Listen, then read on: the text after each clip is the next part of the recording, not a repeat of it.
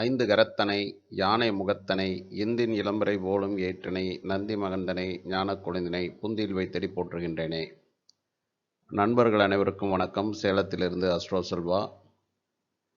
இன்றைய பதிவில் வாழ்க்கையில் சுபிட்சம் பெறுவதற்கு ஜோதிடம் சார்ந்த ஒரு சில குறிப்புகளை பார்க்க இருக்கிறோம். நாம் வாழக்கூடிய இந்த வாழ்க்கையில் நாம் அதாவது பழகுவது, பயன்படுத்துவது, பேசுவது அனைத்துமே கிரகங்கள் சார்ந்து தான் இருக்குது அப்படிங்கிறத முதல்ல தெரிஞ்சுக்கணும். கிரகங்களின் தொடர்பு இல்லாமல் இந்த உலகத்தில் எதுவுமே கிடையாது. ஒரு சின்ன அணுவாக இருந்தாலும், பெரிய மலையாக இருந்தாலும், எதுவாக இருந்தாலும் அது ஒரு கிரகங்களின் அடக்கத்திற்குள் தான் இருக்கிறது.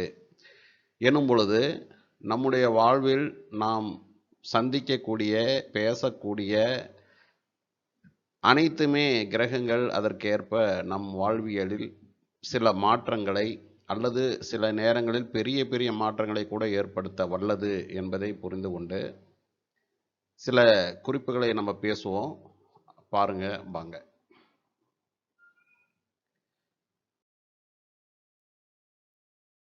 எல்லாருக்கும் தெரிந்த விஷயம்தான், நம்ம ஒன்றும் புதுசாக சொல்லலை.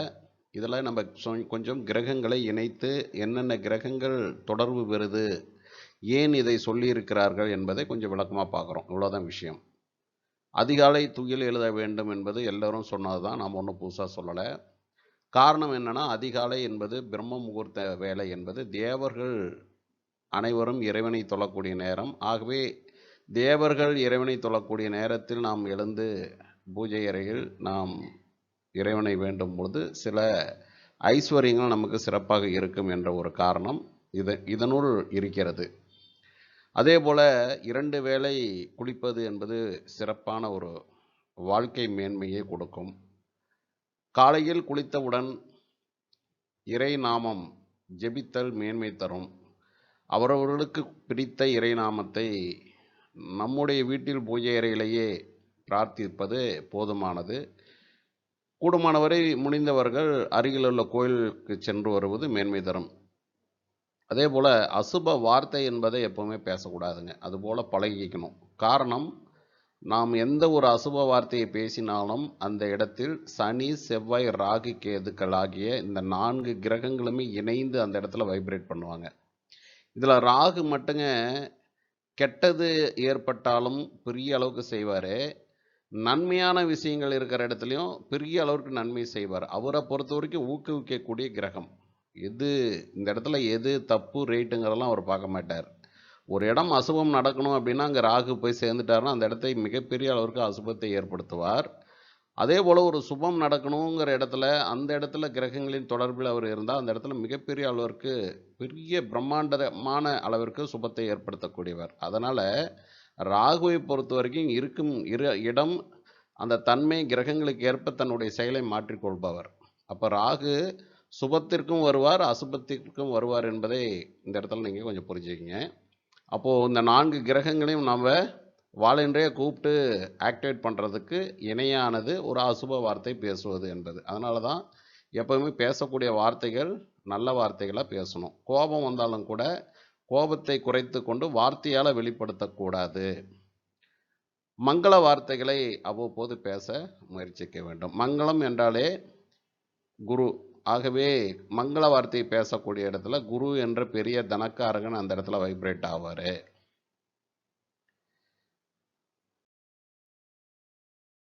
நாம் குடியிருக்கக்கூடிய வீட்டை எப்பொழுதுமே சுத்தமாக வைத்துக்கொள்ள சுகம் தரும்.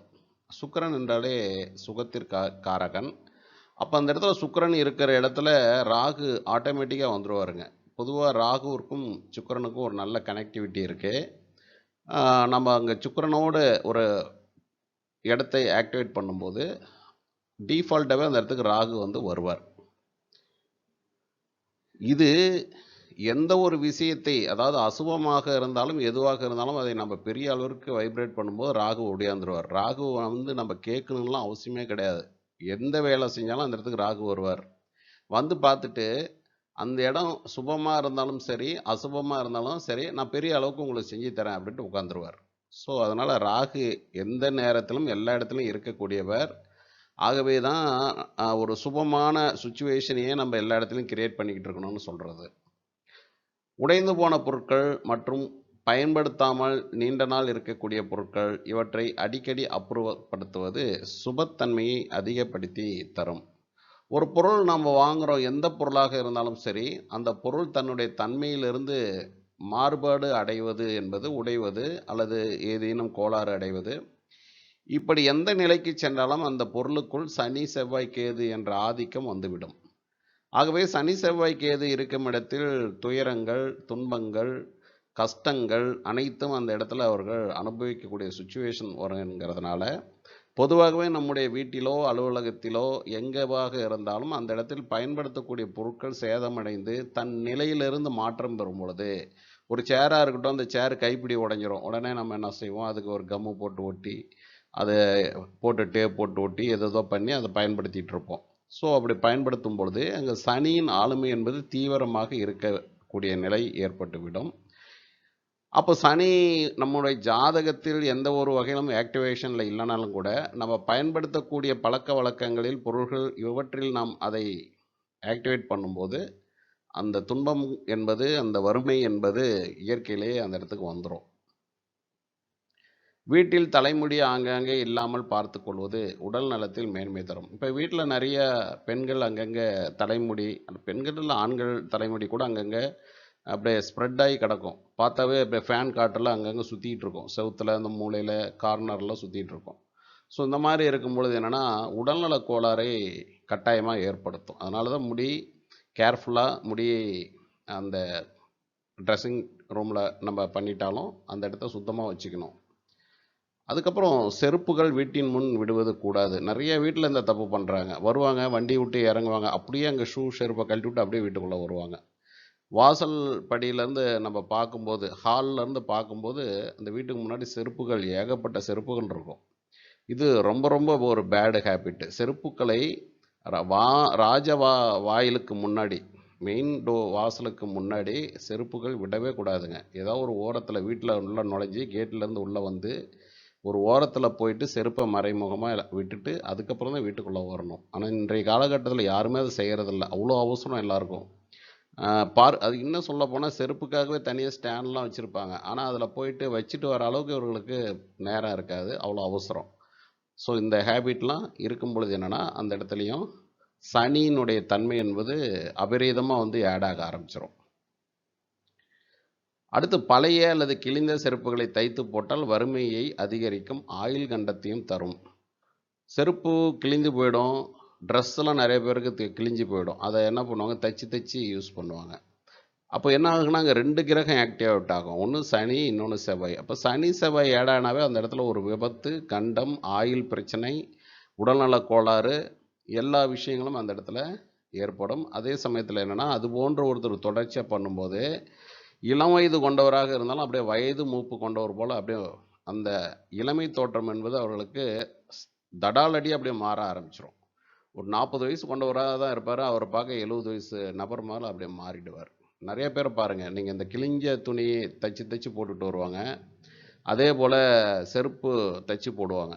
வசதி எல்லாமே இருக்கும். இப்போ சில வசதியே இல்லைங்க, ஒன்றுமே இல்லாத ஆளுங்க அப்படின்னு சொல்கிறவங்களா இருந்தால் கூட அது தப்பு அப்படிங்கிறது தான் சாஸ்திரம் சொல்கிறது. ஆனால் நல்ல ஓரளவுக்கு வசதி இருக்கும், இருந்தாலும் சிக்கனங்கிற பேர்வையில் அந்த இதெல்லாம் செய்வாங்க.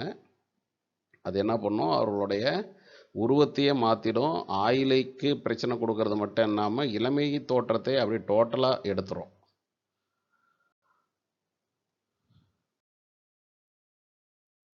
அதே போல் செருப்பு, ஷூக்கள் இது மாதிரி எதுவாக இருந்தாலும் சரி, நாம் பயன்படுத்தக்கூடியதை தினசரி க்ளீன் பண்ணுறது ரொம்ப நல்லது. அப்படி இல்லைனாலும் வாரம் 2 முறையாவது தண்ணீரில் கழுவி துடைக்கணும். ஏன் தண்ணீரில் நம்ம துடைக்கிறோம் அப்படின்னா, அந்த இடத்துல சந்திரன் ஏடாகும்போது ஒரு பொதுவாகவே சனியினுடைய தன்மையை நீக்கக்கூடிய வலிமை என்பது சந்திரனுக்கு மட்டும்தான் இருக்குது. எப்போவுமேங்க ஒரு கிரகம் நமக்கு பாதிப்பை கொடுத்துக்கொண்டு இருக்கும் பொழுது அந்த கிரகத்திற்கு நேர் எதிர் கிரகம், பகை கிரகம்னு சொல்லக்கூடிய கிரகத்தை கொண்டு தான் இந்த கிரகத்தை சரிப்படுத்த முடியும். அதுபோல் ஒரு கிரகத்தின் பகை கிரகங்கிறது சனிக்கு நேர் எதிர் பகை கிரகம் சந்திரன். ஆகவே அந்த சந்திரனை கொண்டு தான் சனியை நம்ம கண்ட்ரோல் பண்ண முடியும். அப்போது சனியின் அசுபத்தை, சனியின் அந்த தீவிரமான ஒரு கொடுமையை ஒருவர் சரி செய்ய வேண்டும் என்றால் சந்திரனை பயன்படுத்தணும். அப்போ சந்திரன் என்ற தண்ணீரை கொண்டு அடிக்கடி சுத்தப்படுத்தும் போது அதில் ஒரு நல்ல ஒரு மேன்மை இருக்கும். அடுத்து இறந்தவர் படங்களை, குறிப்பாக துர்மரணம் அடைந்தவர்கள் படங்களை நாம் பயன்படுத்தும் வீட்டிலோ அலுவலகத்திலோ கட்டாயமாக வைக்கக்கூடாது. காரணம், உடல் கிடைக்காமலோ முக்தி அடையாமலோ இருக்கக்கூடிய ஆன்மாக்கள் உங்களுடைய நிம்மதியை கெடுக்கக்கூடிய அளவில் செய்வார்கள். அதாவது உயிரோடு இருக்கிற வரைக்கும் தாங்க எல்லாம் உறவுகள், பந்தங்கள், ரொம்ப அன்பு, பாசம், நேசம் எல்லாமே. அதுவே ஒரு ஜீவாத்மா உயிர் நீங்கி அந்த ஆன்மா தனியாக சென்ற பிறகு அவர்களுக்கு பாசம், பந்தம் இவையெல்லாம் தெரியாது. அவர்கள் ஏதேனும் ஒரு வகையில் அந்த ஆன்மா ஒரு முக்தி இல்லாமல், உடல் அடுத்தது கிடைக்காமல் தவித்து கொண்டிருக்கக்கூடிய சூழலில் அவர்களை நினைத்து அவர்கள் படங்களை வீட்டில் ஹாலில் வச்சு நிறைய பேர் அந்த மாதிரி இருக்கிறத பார்க்க முடியுது. ஏன்னா பாசம், எங்கள் குடும்பத்தில் இருந்தவர், அதை எப்படி நாங்கள் மறக்க முடியும்? எல்லாம் கரெக்டு தான், அதில் தவறு கிடையாது. ஆனால் பிறர் கண்களுக்கு படும்படி பப்ளிக்கில் வைப்பது என்பது, வீட்டில் வைப்பது என்பது சிறப்பு கிடையாது. குடியிருக்கும் வீட்டிலும் அலுவலகத்திலும் வாசனை திரவியங்கள், நறுமணம் மற்றும் மங்கள இசை அப்போ ஒழித்து கொண்டிருப்பது ரொம்ப சிறப்பு தருங்க. இந்த மங்கள இசை, நல்ல நறுமணம் என்பது எல்லாமே இந்த சுக்கிரன் ராகு தொடர்பானது. பொதுவாகவே நறுமணங்கள், புகைமூட்டங்கள், ஊதுபத்தி வாசனை, இந்த சாம்பிராணி புகை, இது போன்று வருவது எல்லாமே ராகு. நான் ஏற்கனவே சொன்ன மாதிரி ஒரு சுபத்துவமான ஒரு விஷயம் கொண்டது, அங்கேயும் ராகு பிரம்மாண்டமாக வந்துடுவார். அசுபம் நிறைந்த ஒரு புகை, ஒரு துர்நாற்றம் அடிக்கக்கூடிய ஒரு புகை இருக்குது. அதே போல் ஒரு பழைய குப்பையை எரியூட்டக்கூடிய இடத்துல ஒரு புகை வருதுன்னா அதுவும் ராகு தான். ஆனால் அந்த ராகுவோடு இன்னொரு அசுப கிரகம் அங்கே சேர்ந்திருக்கும். அதே போல் நறுமணமுள்ள புகை, நறுமணமுள்ள வாசனை மிகுந்த சாம்பிராணி, இது போன்ற ஊதுவர்த்தி, இது போன்ற புகைகளுக்குள்ளும் ராகு இருப்பார். ஆனால் அங்கே சுக்கிரன் போன்ற கிரகங்கள் இணைந்து இருக்கும்.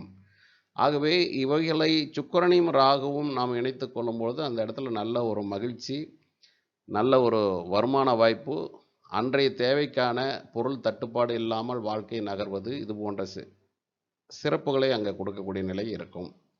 அடுத்து, வீட்டுக்கள் இருக்கும் பொழுது அமங்கலமான வார்த்தை கட்டாயமாக பேசக்கூடாது. அமங்கல வார்த்தை என்பது சனி செவ்வாய் அந்த இடத்தில் ஆளுமைக்குள் வந்து விடுவார்கள். வீட்டில் உள்ளவர்களின் பெயர்களை கூறி அழைக்க வேண்டும். எல்லாருக்குமே நம்ம பேர் வைக்கிறோம். குழந்தை பிறந்தோடனே நல்லா அழகாக நியூமராலஜி பார்த்து எத்தனையோ விஷயங்களை ஆய்வு செய்து பல ஸ்பெஷலிஸ்ட்டுக்கிட்டலாம் போய் அந்த குழந்தைக்கு பேர் வைக்கிறோம். ஆனால் வீட்டில் கூப்பிட்றது குட்டின்னு கூப்பிடுவாங்க, தங்கம்னு கூப்பிடுவாங்க, செல்லம்னு கூப்பிடுவாங்க, கண்ணே, மணியே, என்னென்னமோ பேரெல்லாம் சொல்லி அந்த குழந்தைங்கள கூப்பிட்றாங்க. ஸோ இந்த மாதிரிலாம் கூப்பிடக்கூடாது. என்ன பெயர் நாமம் அந்த குழந்தைக்கு நாம் வைத்திருக்கிறோமோ அந்த நாமத்தை கொண்டே உச்சரிக்க வேண்டும். சில குழந்தைகளுக்கு 2 பேர் இருக்கும். இப்போது தமிழ்ச்செல்வன் அப்படின்னு ஒரு பேர் இருக்குன்னா அதில் 2 பெயர் இருக்கும். அப்போ அவரை தமிழ்னு மட்டுமே கூப்பிடுவாங்க. அல்லது சில பேர் செல்வன்னு கூப்பிடுவாங்க. அதுவும் தவறுங்க. முழுமையாக பேர், என்ன பேர் நம்ம சர்டிஃபிகேட்டில் ஃபிக்ஸ் பண்ணுறோமோ அந்த பேரை முழுமையாக தான் வீட்டில் உள்ள நபர்கள் கூப்பிட்டு பழகணும். அப்போ தான் அவர்களுக்கு அந்த பேருடைய வைப்ரேஷன் என்பது அந்த குழந்தைக்கு செல்லும். அதர்வைஸ் நாமளாக ஒரு சௌரியத்துக்கு ஒரு பேரை வச்சுக்கிட்டு வீட்டில் கூப்பிட்டுக்கிட்டு அழைச்சிக்கிட்டு வீட்டில் ஒரு பேர், வெளியில் ஒரு பேர் அப்படின்னா அந்த குழந்தை வீட்டில் ஒரு வைப்ரேஷன்லையும் வெளியில் ஒரு வைப்ரேஷன்லையும் வாழ்கிற மாதிரி வாழ்க்கை மாறிவிடும். வீட்டில் ஒரு டைப்பு, வெளியில் போனால் ஒரு டைப்பு, 2 ரெட்டை வாழ்க்கை அந்த குழந்தை பெரிய ஆளானால் கிடைச்சிரும். அது நாமே செய்யக்கூடிய தவறாக மாறிடக்கூடாது. இப்போ ஒரு ஜாதகம் என்கிட்ட வந்தது. அந்த ஜாதகம் ரொம்ப சிறப்பாக இருக்குது பார்க்குறதுக்கு. ஆனால் அந்த மாதிரிலாம் இல்லைங்க, நீங்கள் சொல்கிற மாதிரிலாம் சுத்தமாக இல்லைங்க அப்படின்னு சொல்கிறாங்க. ஆச்சரியமாக இருந்தது. ஜாதகம் ஏதாவது தப்பா, நேரம் தப்பானாலும் இல்லைங்க, எக்ஸாக்டாக டைம் எங்களுக்கு தெரியும் அப்படின்லாம் சொல்கிறாங்க. அது என்னன்னே கண்டுபிடிக்க முடியல. அப்புறம் பார்த்திங்கன்னா அவங்க போயிட்டு வரேன்னு சொல்லும்போது அவங்க பையனை பார்த்து அவர் சொல்கிறாரு, குட்டி வா எந்திரி கிளம்பலாம் அப்படின்னு சொன்னார். என்ன சொன்னீங்க, இன்னொரு தடவை சொல்லுங்கள் அப்படின்னு கேட்டேன். இல்லைங்க ஒன்றும் இல்லைங்க அப்படின்னாரு. இல்லை மறுபடியும் சொல்லுங்கண்ணே. இல்லை வீட்டிலலாம் எங்கள் பையனை நாங்கள் எல்லோரும் குட்டின்னு தாங்க கூப்பிடுவோம் அப்படின்னாரு. அவருடைய பையன் பேர் நல்ல அழகான பேர், ஒரு பேர் வச்சுருக்காங்க. ஆனால் இவரும் சரி ஒரு மனைவியும் சரி அவருடைய பையனை ஒரே மகன் தான் தெரியும். அந்த பையன் நல்ல அறிவாற்றல் கொண்ட பையன், நல்ல படித்த பையன், எக்ஸலண்ட்டான கிளவர் பாய். அந்த பையனை பற்றி சின்ன குழந்தையிலேருந்தே எனக்கு தெரியும். ஆனால் ஜாதகமும் நல்லா இருக்குது. ஆனால் எதிர்பார்த்த விஷயங்கள் சக்ஸஸ்ங்கிறது அந்த பையனுக்கு இல்லை. ஏன் அப்படின்னு பார்த்தாக்கா, இவர்களே அந்த பெரிய தப்பை செஞ்சுருக்காங்க. குட்டி குட்டின்னு கூப்பிட்டு அந்த பையனுடைய டோட்டல் வைப்ரேஷனையும் இவங்க காலி பண்ணி வச்சுருக்காங்க அப்படிங்கிறது ஒரு காரணம் இருக்குது. அதனால் என்ன பெயர் வைக்கிறோமோ அந்த பெயரை தயவுசெய்து வீட்டில் குழந்தைகளை கூப்பிட்டு பழக்குங்க. நாம் எதையெல்லாம் சாதிக்க விரும்புகிறோமோ மற்றும் நமக்கு விரைவாக கிடைக்க வேண்டும் என்று எதையெல்லாம் நினைக்கிறோமோ அவையெல்லாம் படமாகவோ பொம்மையாகவோ நம் கண்ணில் தெரியும் வண்ணம் வரவேற்பு அறையில் இருக்க வேண்டும். நம்முடைய அச்சீவ்மெண்ட்ஸ், நம்முடைய டெஸ்டினேஷன், அந்த டெஸ்டினேஷன் பாயிண்ட்னு ஒன்று இருக்கும். நான் இன்னும் 2 வருஷத்தில் ஒரு வீடு கட்டியே ஆகணும், அடுத்த வருஷம்லாம் அந்த கார் வாங்கி ஆகணும், நான் எப்படியாவது டாக்டர் பட்டம் பெற்றே ஆகணும், நான் நீட்டில் வந்து பாஸ் பண்ணியே ஆகணும், இப்படின்னு எத்தனையோ ஒவ்வொருத்தருக்கும் ஒவ்வொரு விதமான கோல் இருக்கும். அந்த கோல் அடையணும் அப்படின்னா நம்முடைய ஹாலில் ஒரு பிக்சராகவோ அதை சார்ந்த ஒரு சின்ன பொருளாவோ படமாவோ கண்ணுக்கு ரெகுலராக தெரியும்படி ஹாலில் நம்ம வந்து வச்சுருக்கணும், அல்லது நம்ம படிக்கக்கூடிய இடத்துல வச்சுருக்கணும். ஸோ இவையெல்லாம் என்னென்னா நம்ம அதை சீக்கிரம் அதை அச்சீவ்மெண்ட் பண்ணுறதுக்கான வைப்ரேஷனை உருவாக்கக்கூடிய வேலையில் இருக்கும். வீட்டில் உங்களுக்கு பிடித்தமான வளர்ப்பு பிராணிகள் ஏதேனும் ஒன்றை கண்டிப்பாக வளர்க்க வேண்டும். இது உங்கள் சுகத்தையும் உடல் நலத்தையும் அதிகரிக்கும். காரணம், இந்த வீட்டு விலங்கு செல்ல பிராணிங்கிறது 4ஆம் பாவமான சுகஸ்தானத்தை குறிக்கக்கூடியது. ஆகவே இந்த செயலும் ஒருவரின் சுகஸ்தானத்தை அதிகரிக்கும். வீட்டில் உள்ள எந்த தண்ணீர் குழாயாக இருந்தாலும் நீர் கசியாமல் பார்த்து கொள்ள வேண்டும்.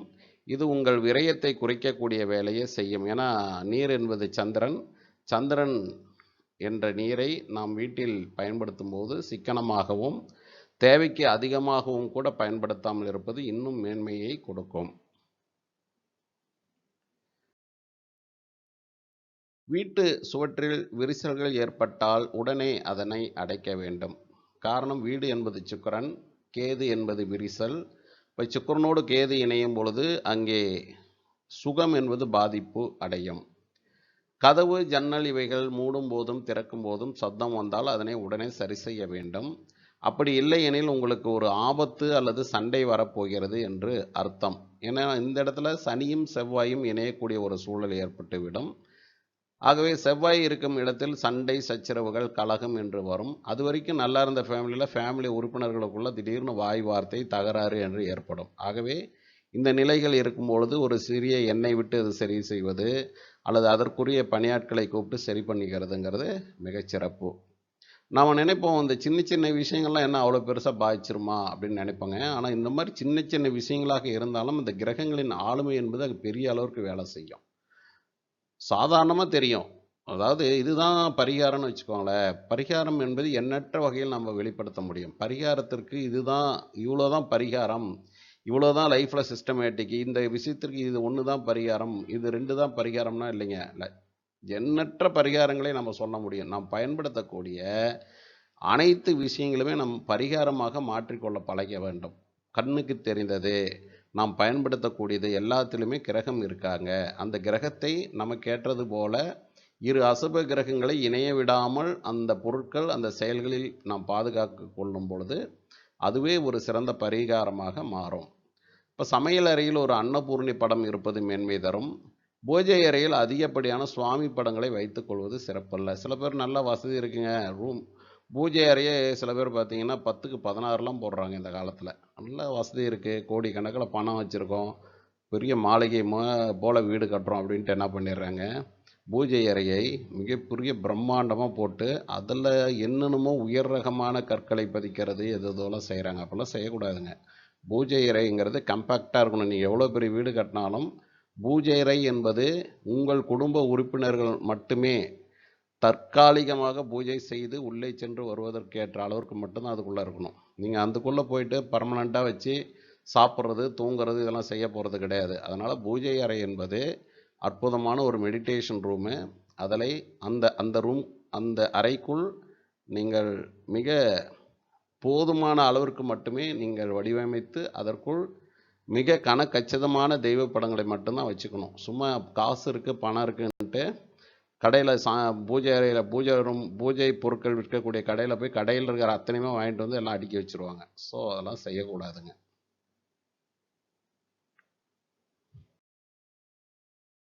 வீட்டில் உள்ள பூஜை அறையில் உருவம் சிலை கொண்ட இறை அம்சங்கள் வைத்துக்கொள்வது சிறப்பல்ல. ஏன்னா அந்த மாதிரி சிலை போன்ற அமைப்புகள் என்னன்னா அதற்குன்னு சில ப்ரொசீஜர்ஸ் இருக்குது.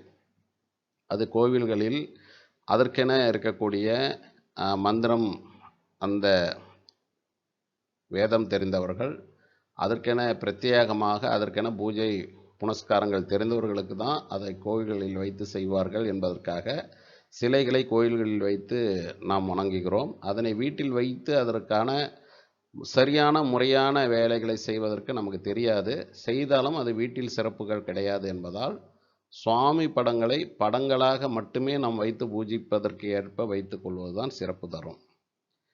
வீட்டு பூஜை அறையில் இந்த கோபுரம் வைக்கிறது, பிரமிடு வைக்கிறது, கலசம் வைக்கிறது, பெருசு பெருசாக இது மாதிரி அப்படியே என்னென்னமோ டிசைனாக எதோ இன்றைக்கெலாம் செய்கிறாங்க. அதெல்லாம் செய்யக்கூடாதுங்க. இதெல்லாம் கோவில்களில் மட்டும்தான் இருக்கணும். கோவில்களில் இருக்கக்கூடிய அற்புதங்களை, அங்கே இருக்கக்கூடிய வடிவங்களை, வடிவமைப்புகளை நான் அப்படியே என் வீட்டை கோயிலாக நான் மாற்றுறேன்னு சொல்லி மாற்றினா அந்த வீடு கோவிலாக மாறிடும். குடியிருக்கக்கூடிய வீடாக உங்களுக்கு வைப்ரேஷன் வராது. நீங்கள் படிக்கக்கூடிய புத்தகம் அல்லது படித்து முடித்த புத்தகங்களை பிறர் பார்க்கும் வண்ணம் வரவேற்பு அறையில் அடுக்கி வைக்கக்கூடாது. நிறைய வீட்டில் போய் பார்த்துருக்கேங்க. இந்த வரவேற்பு அறையில் போன உடனே அந்த வீட்டில் ஒரு 2-3 குழந்தைங்க இருக்கும். பெரிய பெரிய படிப்பு படிச்சுட்டு இருப்பாங்க அல்லது படித்து முடிச்சிருப்பாங்க.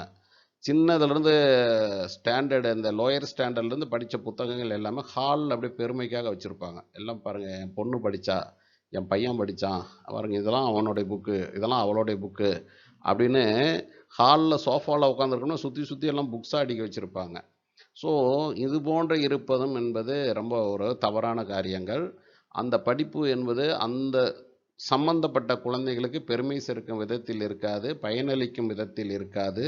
எவ்வளவு பெரிய படிப்பு படித்து எந்த அளவிற்கு அவர்கள் முதல் தரமான முதல் மதிப்பெண்ணையே பெற்றிருந்தாலும் கூட அந்த படிப்பின் வாயிலாக பெருமை என்பது, அதாவது ஒரு ஜாப் கிடைக்கிறதாகட்டும் அல்லது பணம் சம்பாதிக்கிறதாகட்டும், எது வேணாலும் இருக்கட்டும், அந்த கல்வி என்பது அவர்களுக்கு ஏதேனும் ஒரு வகையில் உதவாத நிலையில் இருக்கும். அதனால் பிறர் கண்ணில் படுவது போன்று கல்விக்கான புத்தகங்களை வைத்திருப்பது என்பது சரியில்லை. ஹாலில் வைக்கக்கூடாதுன்னு சொல்ல வரேன். தனியாக அவரவர்கள் அதற்குன்னு தனி ரூமில் வச்சு அடுக்கி வச்சுக்கலாம், தனியாக படிக்கிற ரூமில் வச்சுக்கலாம், எது வேணாலும் செய்யலாம். பட் பல பேர் நம்ம வீட்டுக்கு வந்து போகக்கூடிய ஹாலில் இதெல்லாம் வைக்கக்கூடாது. வீட்டில் உள்ள துணிமணிகள் ஆங்காங்கே சிதறி கிடப்பது சுகமின்மையை குறிக்கும். இந்த குறிப்பாக துவைத்த துணிகளை அல்லது புதிய துணிகளை வெறும் தரையில் போட்டு வைக்கக்கூடாது. நிறைய வீட்டில் பார்ப்போம், துணி துவைத்து காய வச்சு எடுத்துகிட்டு வந்தோன்னா அப்படியே கீழே போட்டுருவாங்க, ஃப்ளோரில் போடுவாங்க அல்லது பெட்டு மேலே போடுவாங்க. இது ரெண்டுமே தப்பு. இது ரெண்டையுமே உடனடியாக அதை அந்தந்த கபோர்டில், லாக்கரில், பீரோவில் வச்சிடணும். அதே போல் கடைகளில் போய் புதிய துணிமணிகளை வாங்கிட்டு வருவாங்க. வாங்கிட்டு வந்த உடனே அந்த பேக்கெலாம் என்ன பண்ணுவாங்க, சோஃபாவில் வைப்பாங்க அல்லது பெட்டு மேலே கொண்டு போய் தான் வைப்பாங்க. இது நிறைய வீட்டில் நான் பார்த்துருக்கேன். அதெல்லாம் ரொம்ப ரொம்ப தப்பு. இன்னும் சொல்லப்போனால் ஒரு ஜுவல்லரி ஷாப்பில் இருந்து கூட இந்த ஜுவல்ஸ்லாம் வாங்கிட்டு வருவாங்க. வாங்கிட்டு வந்தோன்னே அதெல்லாம் வீட்டுக்கு வந்து பார்த்துட்டு சோஃபாவில் டீப்பாயில் வச்சு பார்க்குறது இதெல்லாம் செய்வாங்க. என்றைக்குமே இந்த மாதிரி சோஃபாவில் வைக்கிறது, பெட்டு மேலே வைக்கிறது இதெல்லாம் தவறு. அதெல்லாம் செய்யக்கூடாது.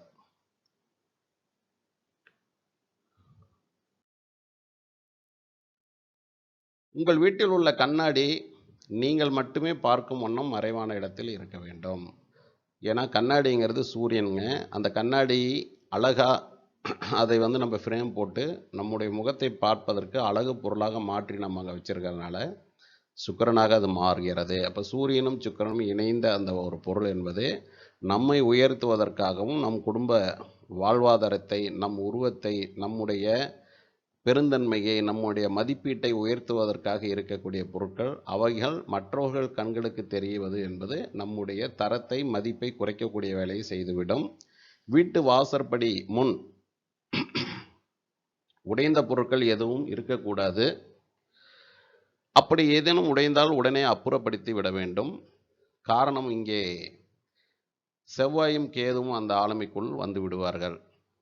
வீட்டில் சிற்றெரும்புகள் நடமாட்டம் இருந்தால் அதை தொந்தரவாக நினைத்து மருந்து தெளிப்பது கூடாது. ஏன்னா இந்த சிற்றெரும்புகள் என்பது நம்முடைய அதிர்ஷ்டத்தின் தன்மையை வெளிப்படுத்தக்கூடியது என்று ஒரு கூற்று உள்ளது. வீட்டில் கரப்பான் பூச்சி அதிகமாக இருந்தால் அதனை காலில் மிதித்து கொள்வது, மருந்தடித்து கொள்வது இவையெல்லாம் செய்யக்கூடாது. கரப்பான் பூச்சி வராமல் இருக்கும்படி முன்னதாகவே நாம் பராமரித்து அதற்காக மேற்கொள்வது என்பது சிறப்பு தரும். கரப்பான்பூச்சி வந்த பிறகு அதை அடிக்கிறது, நசுக்கிறது, மருந்து அடிக்கிறதெல்லாம் தவறு. அப்போ என்னங்க கரப்பான்பூச்சியோட தான் நாங்கள் வாழணுமா அப்படின்னு கேட்கறது புரியுது. ஆனால் என்னென்னா அது வராத இருக்கிறதுக்கு ப்ரிவென்டிவ் மெஷர்ஸ்ன்னு நிறைய இருக்குது. அதெல்லாம் நம்ம முன்னேற்பாடாக செஞ்சுக்கணுங்க. நம்ம அதெல்லாம் செய்யாதனால தான் அது உள்ளே வருதுங்கிறது தான் காரணம் ஒழிய, நம்ம செய்து வைக்கணும். அதை விட்டுட்டு நம்ம நீட்டாக வச்சுக்கிறதில்ல.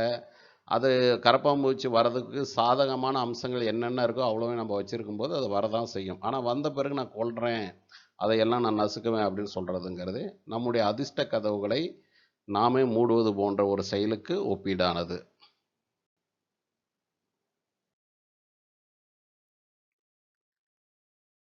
அதே போல் வீட்டில் பல்லிகள் எந்த அளவிற்கு இருக்கிறதோ அந்த அளவிற்கு உங்களுடைய சுபத்தன்மைகள் அதிகமாக இருக்கிறது என்ற அர்த்தம். வீட்டில் உள்ள குழந்தைகளையோ பெண்களையோ அடிக்கவோ துன்புறுத்தவோ கூடாது. குழந்தைகள் பெரும் செல்வம். பெண்கள் நாம் அன்றாடம் பயன்படுத்தும் தினசரி செல்வத்தை குறிக்கிறது. ஒரு நாள் போட்ட உடையை மறுநாள் அணியக்கூடாது. காரணம் என்னன்னா அழுக்கு என்பது சனி.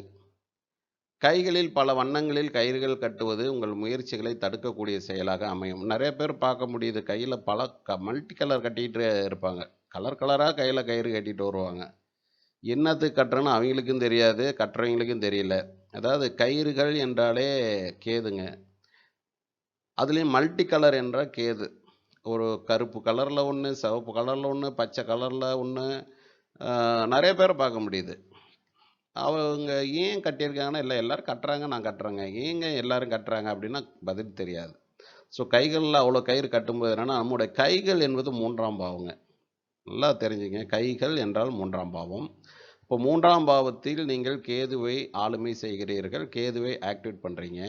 இப்போ 3இல் உள்ள கேது என்பது உங்கள் முயற்சியை தடுப்பார். உங்களுடைய முயற்சி ஆரம்பிக்கக்கூடிய இடமே 3ஆம் இடம்தான். உங்கள் சிந்தனையாகட்டும், எண்ணங்களாகட்டும், வீரியம் அனைத்துமே தோன்றக்கூடிய இடமே அந்த இடம்தான். அந்த இடத்தையே நீங்கள் லாக் பண்ணுறீங்க, கயிறு கட்டி லாக் பண்ணுறீங்க. அப்புறம் எப்படி உங்களுடைய முயற்சி பலிதமாகும், உங்களுடைய சாதிக்க முடியும், நீங்கள் உங்களுடைய வீரியத்தை, தைரியத்தை வெளிப்படுத்த முடியும். ஸோ அதனால் கையில் கயிறு கட்டுறது என்பது அது சிறந்த ஒரு செயல் கிடையாது.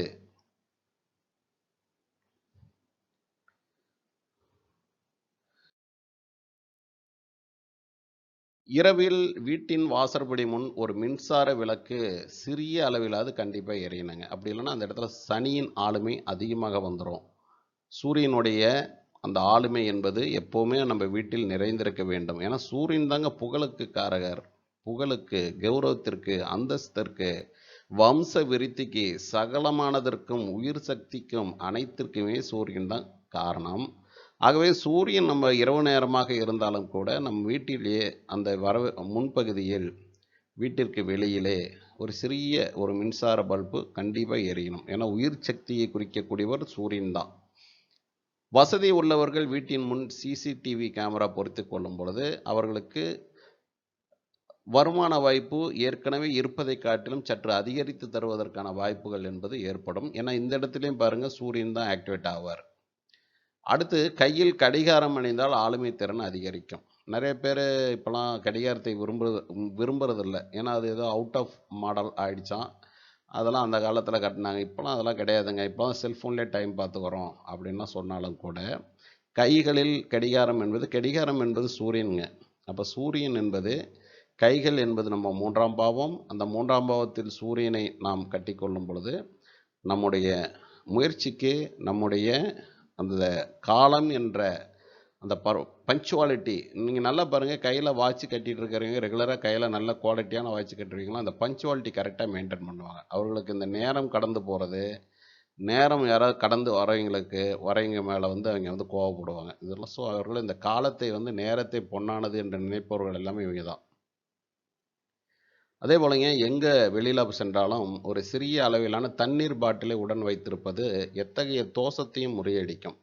அதுலேயும் குறிப்பாக இந்த சந்திரன் தோஷம், சந்திரன் நீசமானவர்கள், சனி சந்திரன் இருக்கக்கூடிய புணர்வு தோஷம் கொண்டவர்கள், சனி ஏதேனும் ஒரு வகையில் பாதித்தவர்கள், சனியும் சந்திரனும் இணைந்து ஜாதகத்தில் ஏதேனும் வலுவற்ற நிலையில் இருப்பவர்கள் எல்லாருமே எப்போவுமே ஒரு சின்ன வாட்டர் பாட்டில் வச்சுருக்கணும். வச்சிருக்கிறதுங்கிறது ஒரு நல்ல பரிகாரம்.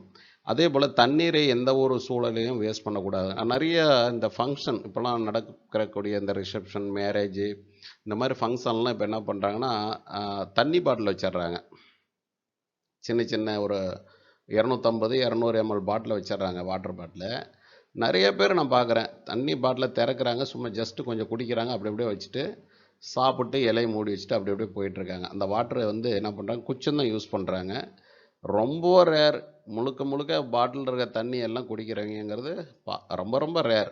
அப்படியே சும்மா ஜஸ்ட்டு ஒரு டிப் பண்ணிவிட்டு அந்த பாட்டிலை விட்டுறாங்க. இது மாதிரி ஒரு மோசமான ஒரு தோஷம் எதுவுமே கிடையாதுங்க. இது போன்ற நபர்கள் எல்லாருக்குமே நீர் சார்ந்த சந்திர தோஷம் என்பது கண்டிப்பாக வரும். நம்ம நினைக்கிறோம் அந்த ஃபங்க்ஷன் செய்கிறவர் தான் அவ்வளோ தண்ணி பாட்டில் வேஸ்ட் பண்ணியிருக்காருன்னு நினைக்கிறோம். அப்படி கிடையாதுங்க. அவர் எல்லாருக்கும் தண்ணி கொடுக்கறதுங்கிறது அவருடைய கடமை. அந்த கடமையை அவர் கரெக்டாக செய்கிறாரு. எல்லாருக்கும் சாப்பாடு போடுறாரு, தண்ணியும் கொடுக்குறாரு. அதோடு அவர் கடமை முடிஞ்சுது. அந்த சாப்பாட்டை வேஸ்ட்டு பண்ணுறதும் அந்த தண்ணியை வேஸ்ட் பண்ணுறதும் யார்? நம்முடைய கணக்கில் தான் வரும். அப்போ இலை நிறையா வைக்கிறதெல்லாம் வைங்கன்னு சொல்லிட்டு அப்படியே மூடி வச்சுட்டு வருவாங்க ஒரு சிலர்.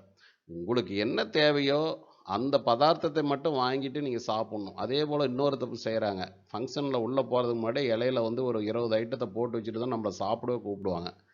அந்த மாதிரி தோஷம் என்பது அந்த விருந்தை கொடுப்பவர்களுக்கு சென்று விடும். அதாவதுங்க, நல்லா கவனிங்க. எல்லா வீட்லேயுமே ஒரு ஃபங்க்ஷன் பண்ணுவீங்க. இந்த குறிப்பை நல்லா கவனிச்சிங்க. ஃபங்க்ஷனில் ஒவ்வொரு நபரும் வந்து அமர்ந்த பிறகு தான் இலை போட்டு அவர்களுக்கு எது வேணுமோ அதை மட்டும் தான் வைக்கணும். ஒரு சுகர் பேஷண்ட்டு அல்லது பெரிய ஒரு நோய் கொண்டவர் வராரு, இருந்தாலும் மரியாதை நிமித்தம் ஏதாவது சாப்பிட்ணும் அப்படிங்கிறதுக்காக அமர்றாரு. அவருக்கு போய் இலையில 20, 30 வெரைட்டி நீங்கள் உங்கள் வசதி வாய்ப்பு எல்லாம் அவர்கிட்ட காட்டினீங்களா, அவர் மறுத்தும் நீங்கள் வச்சிட்டிங்களா, அவர் என்ன பண்ணுவார்? அப்படியே இலையை மூடி வச்சுட்டு போயிடுவார்.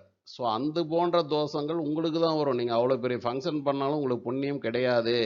அன்னதான புண்ணியம் உங்களுக்கு வந்து சேராது. அன்னத்தை வீணடித்த குற்றம் என்பது உங்களை தான் வந்து சேரும். ஆகவே ஒரு ஃபங்க்ஷன் நடத்துறீங்கன்னா, என்கிட்ட பணம் காசு இருக்குதுன்ட்டு 70 வெரைட்டி 80 வெரைட்டி போடுறதெல்லாம் தயவுசெய்து செய்யாதீங்க. ஏன்னா எந்த மனிதனாலும் அத்தனை வெரைட்டிலாம் சாப்பிட முடியாது. எளிமையாக ஒரு அதிகபட்சமாக நாகரிகமாக நல்ல குவாலிட்டியாக பார்த்து அனைவரும் ஏற்றுக்கொள்ளக்கூடிய சாப்பிடக்கூடிய அந்த அளவான ஐட்டத்தை மட்டும் ஆட் பண்ணுங்க. சும்மா வந்து பொருளாதாரத்தினுடைய பலத்தை வெளிப்படுத்துறதுக்காக உணவு வேஸ்ட் பண்ணக்கூடிய மாதிரி நிறைய ஐட்டத்தை போட்டு எல்லாரும் இலைய மூடி வச்சுட்டு போகிற மாதிரி பண்ணிங்கன்னா பெரிய ஒரு குற்றம். அந்த அதாவது சந்திரனுடைய குற்றம் வந்து பெரிய அளவுக்கு உங்கள் வம்சத்தில் வந்து தோஷமாக வந்து நிற்கும்.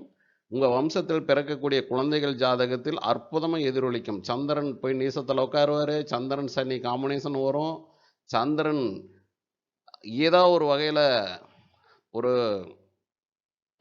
ராகு கேதுவோடு இணைந்து கிரகண தோஷத்தில் உட்காருவார். கண்டிப்பாக ரிசல்ட் கிடைக்கும். உங்கள் வம்சத்தில் பிறக்கக்கூடிய குழந்தைகளுக்கு சந்திரன் சார்ந்த பிரச்சனைகள் என்பது கட்டாயம் வரும். ஸோ இதெல்லாம் நம்ம தெரிஞ்சு செய்கிறோமோ தெரியாது செய்கிறோமோ தெரியல. ஆகையினால ஒரு ஃபங்க்ஷன் செய்யும் பொழுது இலை போட்டு தேவையானவர்களுக்கு எதோ கேட்டு தான் வைக்கணும். அதே போல் சாப்பிடுபவர்கள் சாப்பிட்டு பிடிச்ச பிறகு அந்த தண்ணியை கொஞ்சோண்டு குடிச்சிட்டு அந்த பாட்டில் அங்கேயே வச்சுட்டு வந்துடுறீங்க. அது என்னன்னே தெரியல. அந்த தண்ணீர் உங்களுக்காக வைக்கப்பட்ட தண்ணீர் பாட்டில், அது 1/2 லிட்டர் பாட்டிலோ 1/4 லிட்டர் பாட்டிலோ எதாக இருந்தாலும் ஒரு முழுங்கு குடிச்சிட்டிங்கனாலும் மீதியே அந்த பாட்டிலை நீங்கள் தான் எடுத்துக்கொள்ள வேண்டும். குடிக்க முடியலையா, அந்த பாட்டிலை எடுத்துகிட்டு வந்தீங்கன்னா அந்த ஃபங்க்ஷன் வர்றவங்க ஏங்க இந்த பாட்டிலாம் நீங்கள் எடுத்துகிட்டு போகிறீங்க, நாங்கள் எங்கள் பாட்டிலும் உங்கள்கிட்ட ஒன்று கேட்க போகிறதில்ல. ஆகையினால அந்த தண்ணியை தயவுசெய்து வீணடிக்காதீர்கள். நீங்கள் வந்த பிறகு அந்த தண்ணீர் எல்லாமே வீணாக வந்து குப்பைக்கு தான் போகுது. அப்படி குப்பைக்கு போகக்கூடிய நிலையை நீங்கள் உருவாக்குகிறீர்கள் என்றால், ஏங்க நான் ஒரு 200 எம்எல் தண்ணி வேஸ்ட் பண்ணதுக்காகலாம் எனக்கு சந்திர தோஷம் வருமா அப்படின்னா வரும், கண்டிப்பாக வரும். ஆகவே ஒரு ஃபங்க்ஷன் போகிறீங்க, உங்களுக்காக வைக்கப்பட்ட தண்ணீரை குடிக்க முடிந்தால் குடியுங்கள், அல்லது பாட்டிலை ஓப்பன் பண்ணாத விட்டுருங்க. பாட்டிலை ஓப்பன் பண்ணிட்டீங்கன்னா அந்த பாட்டில் நீங்கள் கையில் எடுத்துக்கொண்டு கண்டிப்பாக வரணும். அந்த தண்ணியை நீங்கள் குடிச்சிடணும்.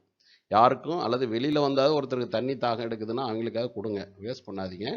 தண்ணீருக்கு அவ்வளோ ஒரு பெரிய பவர். ஏன்னா மனம் உடல் அனைத்தையும் ஆளுகின்றவர் அந்த சந்திரன். ஒரு ஜாதகத்தில் சந்திரன் தான் அனைத்துக்குமே மூல காரணமாக இருக்கக்கூடிய கிரகம். அவர்தான் சகலவிதமான யோகங்களையும் நமக்கு வெளிப்படுத்தக்கூடியவர். நம்முடைய தசாவை தன்னுடைய கவனத்திலிருந்து ஒவ்வொரு தசாவிலும் பின்புலமாக இருந்து நம்மை இயக்கி கொண்டிருப்பவரும் தசாவிற்குள் இருப்பவரும் அந்த சந்திரன்.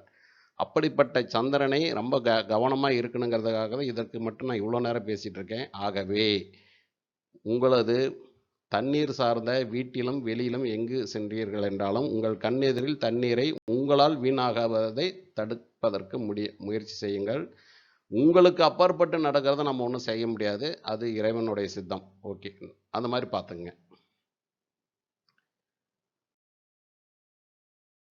நன்றி நண்பர்களே. அடுத்தது ஒரு தலைப்பில் சந்திப்போம்.